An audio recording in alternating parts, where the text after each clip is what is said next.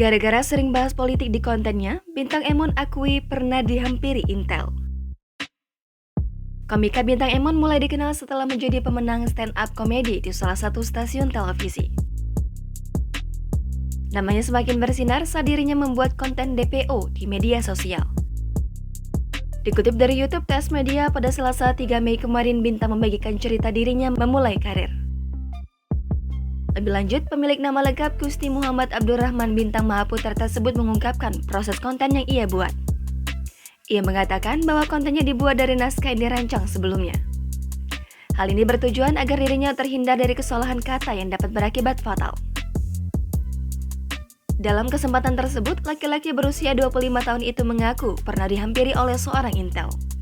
Saat itu dirinya sedang menonton stand-up komedi. Awalnya, Bintang mengira orang tersebut hanya orang awam biasa. Namun ternyata orang itu adalah Intel. Tak hanya itu, rumah Bintang juga pernah didatangi oleh orang tak dikenal. Namun saat itu dirinya sudah jarang di rumah lantaran sudah tinggal di kos sendiri.